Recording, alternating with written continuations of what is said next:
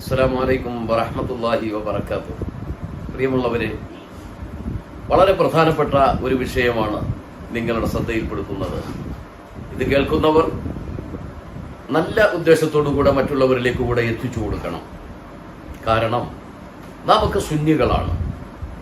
നമ്മളിൽപ്പെട്ട ചില ആളുകൾ, വളരെ കുറഞ്ഞ ആളുകൾ, സൗദി അറേബ്യയിലേക്ക് പോകുമ്പോൾ വീട്ടിൽ മൗലിദൊക്കെ നടത്തി അടുത്തുള്ള മക്ബറയിലൊക്കെ പോയി സിയാറത്തൊക്കെ ചെയ്ത് തിരിച്ചു വരുമ്പോൾ പറയുന്നു സൗദി അറേബ്യയിൽ അതൊന്നുമില്ല എന്ന് പറഞ്ഞ് വഹാബി ആയി പോകുന്ന ചുരുക്കം ചില ആളുകളെയൊക്കെ നമ്മളുടെ ശ്രദ്ധയിൽപ്പെട്ടിട്ടുണ്ട്. അതുകൊണ്ട് ഈ വഹാബിസം എന്നാണ് വന്നത്, സൗദിയിൽ ഈ മാറ്റങ്ങൾ ഉണ്ടായത് എന്നാണ് നമുക്കൊന്ന് പഠിക്കാം. മുഹമ്മദ് ബിൻ അബ്ദുൽ വഹാബ് എന്ന് പറയുന്ന വ്യക്തിയാണ് വഹാബിസം കൊണ്ടുവന്നത്. അയാൾ ജനിക്കുന്നത് 1703 ക്രിസ്താബ്ദം 1703. ഇത് 2025. അദ്ദേഹത്തിന്റെ വിശ്വാസം അന്ന് കാലത്ത് ഒരാളും അംഗീകരിച്ചില്ല. അന്ന് സൗദി അറേബ്യ ഒന്നുമില്ല. നമ്മുടെ കേരളം പോലെ, ആദ്യം കേരളമായിരുന്നത് പോലെ കുറെ നാട്ടുരാജ്യങ്ങൾ, ആ നാട്ടുരാജ്യങ്ങളൊക്കെ കൂട്ടിച്ചേർത്താണ് പിന്നീട് സൗദി അറേബ്യ ഉണ്ടാക്കിയത്. ഇരിക്കട്ടെ, പറയാം. അന്ന് ഇദ്ദേഹം ഈ ആശയം കൊണ്ടുവരുമ്പോൾ സൗദി അറേബ്യ എന്ന രാജ്യമില്ല, ഒരുപാട് നാട്ടുരാജ്യങ്ങളാണ്. പലരും അയാളെ തള്ളി. അവസാനം ഒരാളുമായി അമീർ മുഹമ്മദ് സൂദ് എന്ന് പറയുന്ന ആളുമായി ടൈപ്പ് ചെയ്തു, എഗ്രിമെന്റുകൾ ഉണ്ടാക്കി. ഈ നാട് മുഴുവൻ പിടിച്ചടക്കുകയാണെങ്കിൽ ഭരണം ആര് സൂദിനും മതം പറയാനുള്ള അവകാശം എനിക്കും കിട്ടണമെന്ന ഡിമാൻഡിൽ രക്തപ്പുഴയൊഴുക്കി. 1703 ജനിച്ച അദ്ദേഹം 1727 ആദ്യമായി അങ്ങനെ ഒരു ആശയത്തിന് അസ്ഥിവാരമിടുന്നത്. ആദ്യത്തെ ദൗലത്തു സൗദിയ, സൗദി അറേബ്യ അല്ല, ദൗലത്തു സൗദിയ 1744 ഉണ്ടാക്കുന്നത്. കുറഞ്ഞ രാജ്യങ്ങളെ വെച്ചുകൊണ്ട് വെട്ടിപ്പിടിച്ച് അക്രമം കാണിച്ച് കുറഞ്ഞ രാജ്യങ്ങളെ പിടിച്ചത് 1744. രണ്ടാമത് ആ രാജ്യം വികസിപ്പിക്കുന്നത്, ദൗലത്തു സൗദിയ വികസിപ്പിക്കുന്നത് 1818.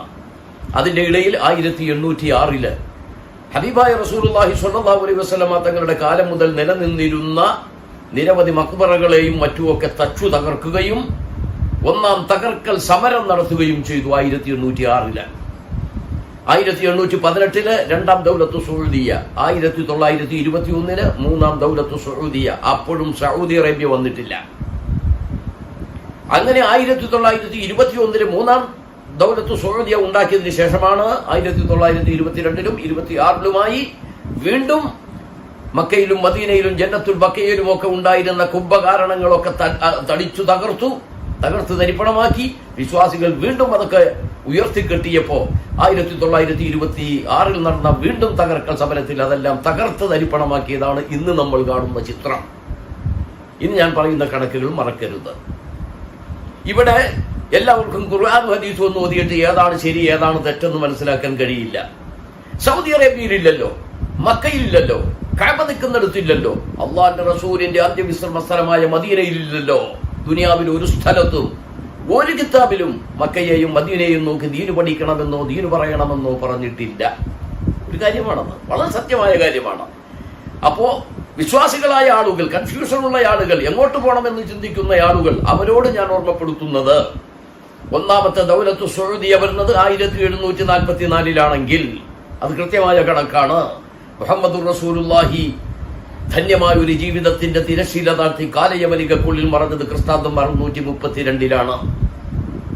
ക്രിസ്താബ്ദം 632 മുതൽ ഒന്നാം ദൗലത്തു സൗദിയ എന്ന് പറയുന്ന ഈ പിന്തിരിപ്പൻ ആശയം വരുന്നതുവരെ 1112 കൊല്ലം 1112 കൊല്ലം മുഹമ്മദ് റസൂലുള്ളാഹിയും അവിടുത്തെ അനുചര സഹകളത്ര ബന്ധുമിത്രാദികളും അള്ളാഹുവിന്റെ റസൂലിന്റെ തിരുമുഖത്ത് നിന്ന് പഠിച്ച സ്വഹാബികളും അവരെ പഠിച്ചവരും നിലനിന്ന 1112 കൊല്ലം നിലനിന്ന ആ പ്രസ്ഥാനത്തിന്റെ കൂടെ നിൽക്കണോ? അതാണോ ശരി? അതല്ല. 1744 ആദ്യമായി ഉണ്ടാക്കിയ ദൗലത്തു സൗദിയ മുതൽ ഇന്ന് 2025 വരെ നോക്കുമ്പോ 281 കൊല്ലമായി വന്ന പുതിയ പ്രസ്ഥാനത്തിന്റെ കൂടെ നിൽക്കണോ? സൗദി അറേബ്യ ഉണ്ടായതെന്ന മറ്റൊരു കണക്ക് 1932 സെപ്റ്റംബർ 23 സൗദി അറേബ്യ ഉണ്ടാകുന്നത്, KSA ഉണ്ടാകുന്നത്. ആ KSA ഉണ്ടായത് മുതൽ അങ്ങോട്ട് നോക്കിയാലോ 1932 മുതൽ അള്ളാഹുവിന്റെ റസൂലിന്റെ അന്ത്യവിശ്രമ സമയം മുതൽ 1300 കൊല്ലം 1300 കൊല്ലം നിന്ന ആ പ്രസ്ഥാനത്തിന്റെ കൂടെ നിൽക്കണോ? അതല്ല, സൗദി അറേബ്യയിലേക്ക് നോക്ക്, സൗദി അറേബ്യയിലേക്ക് നോക്ക് എന്ന് പറയുമ്പോൾ ആ സൗദി അറേബ്യ വന്നിട്ട് ഇന്നേക്ക് 93 കൊല്ലമേ ആയിട്ടുള്ളൂ. 100 കൊല്ലമാകണമെങ്കിൽ 2032 സെപ്റ്റംബർ 23 വരണം. അതുകൊണ്ട് സൗദി അറേബ്യയിലേക്ക് നോക്ക്, അതാണ് ഇസ്ലാം എന്ന് പറയുന്നെങ്കിൽ വെറും 93 കൊല്ലം മാത്രം പഴക്കമുള്ള സൗദി അറേബ്യ നോക്കി ഇസ്ലാം പഠിക്കണോ? അതല്ല, അവിടെ നിന്ന് 1932 മുതൽ മുകളിലേക്ക് നോക്കിയാൽ ഹബീബായ റസൂലുള്ള വഫാത്തായ സമയം വരെ 1300 കൊല്ലക്കാരുടെ കൂടെ നിൽക്കണോ? ഞാൻ വെറുതെ കണക്ക് പറഞ്ഞതല്ലല്ലോ. സൗദി അറേബ്യയുടെ ആദ്യ ഭരണാധികാരി ആരാണ്? അബ്ദുൽ അസീസ് ആലു സൗദാണ്. രണ്ടാമത് വന്നയാൾ ആരാണ്? സൗദ് ബിൻ അബ്ദുൽ അസീസ് ആണ്. മൂന്നാമത് ഫൈസലാണ്. നാലാമത് ഖാലിദാണ്. അഞ്ചാമത് ഫഹദാണ്. ആറാമത് അബ്ദുള്ളയാണ്. ഏഴാമത് ഇപ്പോൾ ഭരിക്കുന്നത് സൽമാൻ രാജാവാണ്. കാത്തിരിക്കുന്ന മകൻ മുഹമ്മദാണ്. ഇത്രയേ ആയിട്ടുള്ളൂ സൗദി അറേബ്യക്ക്. അതുകൊണ്ട് തെറ്റിദ്ധരിപ്പിക്കുന്നതിൽ നിന്ന് രക്ഷപ്പെട്ടുകൊള്ളണം. ഈമാനെ പോക്കറ്റടിച്ചു പോകാൻ നമ്മൾ നിന്നുകൊടുക്കരുത്. സൗദിയിലേക്ക് നോക്ക്, സൗദിയിലേക്ക് നോക്ക്, സൗദിയിലേക്ക് നോക്ക്. സൗദിയുടെ ചരിത്രം ഇതാണ്. KSA വന്നിട്ട് 93 കൊല്ലം. ഈ പിന്തിരിപ്പൻ ആശയം വന്നിട്ട് ഇന്നേക്ക് 281 കൊല്ലം. അതിന്റെ മുമ്പ് 1300 കൊല്ലം മുഹമ്മദ് റസൂലുള്ളയും മനുജര സഹകളത്ര ബന്ധുമിത്രാദികളും ജീവിച്ച സ്ഫടിക സ്ഫുടമായ ആ ജീവിതത്തെ അനുധാവനം ചെയ്യാൻ നാം മനസ്സിലുറപ്പിക്കണം. നമ്മുടെ സഹോദരങ്ങൾക്ക് പറഞ്ഞു കൊടുക്കണം. ഇത് മറ്റുള്ളവരിലേക്ക് എത്തിക്കണം. അള്ളാഹു ബറക്കത്തു ചെയ്യട്ടെ. ജസാഖല്ലാഹു ഖൈറൽ ജസാ. അസ്സലാമു അലൈക്കും വറഹ്മത്തുള്ളാഹി. ഈ സൗദി അറേബ്യയിൽ എമ്പാടും ദോഷവശങ്ങളൊക്കെ ഉണ്ടെങ്കിലും ഇവിടെയുള്ള കുറെ ജാറുകൾ ഇടിച്ചു നിരത്തി അതിന്റെ ബർക്കത്താണ് ഇന്നിപ്പോ ഇവർ അനുഭവിക്കുന്നത് എന്ന് വരെ ഞാൻ വിശ്വസിക്കുന്നു. മേൽ പറഞ്ഞില്ലേ, ലാഹോറിൽ രൂപീകരിക്കപ്പെട്ട ആ കമ്മിറ്റി, കഅബയുടെ കില്ല ഉണ്ടാക്കാൻ വേണ്ടി രൂപീകരിച്ച കമ്മിറ്റിയുടെ ആ പ്രസിഡന്റിന്റെ പേര് ഞാൻ നേരത്തെ പറഞ്ഞല്ലോ. ഈ സൗദി അറേബ്യയിൽ അബ്ദുൽ അസീസ് രാജാവ് വന്നപ്പോൾ ജാറുകൾ ഇടിച്ചു നിരത്തിയതിനെ സംബന്ധിച്ച് അയാൾ ഒരു പ്രസ്താവന ഇറക്കിയിട്ടുണ്ട്.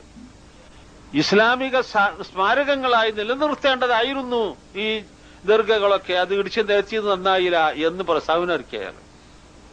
എന്റെ ഒരു സ്നേഹിതൻ മുഹമ്മദ് ഷരീഫ് പാകിസ്ഥാനി എന്ന് പറയും, അദ്ദേഹം ലാഹോറുകാരനാണ്. എന്റെ ഒപ്പം ഇവിടെ റിയാദില് 4 കൊല്ലം ഒരുമിച്ച് താമസിച്ച്, അദ്ദേഹം നല്ല പണ്ഡിതനാണ്. അദ്ദേഹം മേൽ പറഞ്ഞ പ്രസ്താവനയ്ക്കെതിരായി ഒരു പുസ്തകം ഇറക്കി.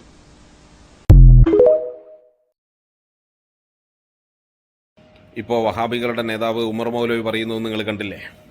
സൗദി അറേബ്യയിൽ മക്ബറകളുണ്ടായിരുന്നു, അതൊക്കെ ഇവർ അടിച്ചു തകർത്തതാണ് എന്നാണ്. ഈ ഇബ്നു അബ്ദുൽ വഹാബ് എന്ന് പറയുന്ന ഈ തീവ്രവാദി മക്കയും മദീനയിലുമൊക്കെ യുദ്ധം നടത്തുകയും മുസ്ലിമീങ്ങളെ കൊന്നെടുക്കുകയും അവിടെ ഉണ്ടായിരുന്ന മുസ്ലിം ഉമ്മത്തിൻ്റെ സമ്പാദ്യങ്ങൾ കൊള്ളയടിക്കുകയും അതുമൊക്കെ ആളുകൾ നേർച്ചയായും മറ്റും കൊടുത്തിരുന്ന സമ്പത്തുകൾ, അത് പല വിലപിടിപ്പുള്ള സാധനങ്ങളും അതെല്ലാം ഇവർ അടിച്ചു മാറ്റിയിട്ട് കൊണ്ടുപോയി വിറ്റ് തിന്ന്. കാരണം ത്തിന്റെ കടന്നുവരവ് എങ്ങനെയാണ് എന്നും ആളുകളുടെ ഇടയിലേക്ക് കൊണ്ടുവരികയും ആളുകളെ തെറ്റിദ്ധരിപ്പിക്കുകയും ചെയ്യുന്നത് എന്ത് കൊണ്ടാണ് എന്നുമെല്ലാം ഇപ്പോൾ ഉസ്താദ് വിവരിച്ചു. അതിനുശേഷം അവരുടെ മൗലവി തന്നെ പറഞ്ഞു അവർ എന്ത് ചെയ്തു എന്നുള്ളത്. ഇതുപോലെയുള്ള തീവ്രവാദ ഭീകരവാദ പ്രവർത്തനങ്ങളുമായി ലോകത്തേക്ക് കടന്നു വന്നവരാണ് വഹാബിസം എന്ന് പറയുന്നത്. ഇസ്ലാം അവർക്കറിയില്ല, ഇസ്ലാം അറിയില്ല എന്നുള്ളത് ഇന്ന് നമ്മുടെ നാടുകളിൽ നമുക്ക് കാണാൻ കഴിയും. കാരണം ഇസ്ലാമിൻ്റെ ശരീഅത്തിനനുസരിച്ചോ അതല്ലെങ്കിൽ ഇസ്ലാമിക പ്രമാണങ്ങൾക്കനുസൃതമായിട്ടോ ജീവിക്കുന്നവരല്ല വഹാബികൾ എന്നുള്ളത് അവരുടെ പ്രവർത്തികളിൽ നിന്ന് നമുക്ക് മനസ്സിലാക്കാം. മുസ്ലിം ഉമ്മത്തിനെ മുഴുവനും മുശ്രിക്കും കാഫറുമാക്കി നടന്നിരുന്ന വഹാബികൾ ഇന്ന് കേരളത്തിൻ്റെ മുന്നിൽ തമ്മിൽ കാഫറും മുശ്രിക്കുമാക്കിക്കൊണ്ടിരിക്കുകയാണ്. ഇവർക്ക് അസലില്ല. അതുപോലെ തന്നെ മറ്റൊരു വഹാബി കുറച്ച് ദിവസങ്ങൾക്ക് മുമ്പ് വന്ന് പറഞ്ഞത് വഹാബി എന്ന് ഞങ്ങളെ വിളിക്കാൻ പാടില്ല എന്നുള്ളതാണ്. കാരണം ഇബ്നു അബ്ദുൽ വഹാബ് എന്ന് പറയുന്ന തീവ്രവാദി എന്ത് ചെയ്തു എന്നുള്ളത് മനസ്സിലാക്കുന്നു.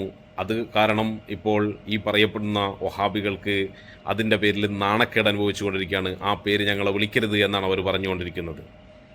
ഇൻഷാ അല്ലാഹ് ഇവരുടെ കള്ളത്തരങ്ങളുമായി വീണ്ടും അടുത്ത വീഡിയോയിൽ നമുക്ക് കാണാം. അസ്സലാമു അലൈക്കും വറഹ്മത്തുള്ളാഹി വബറകാതുഹു.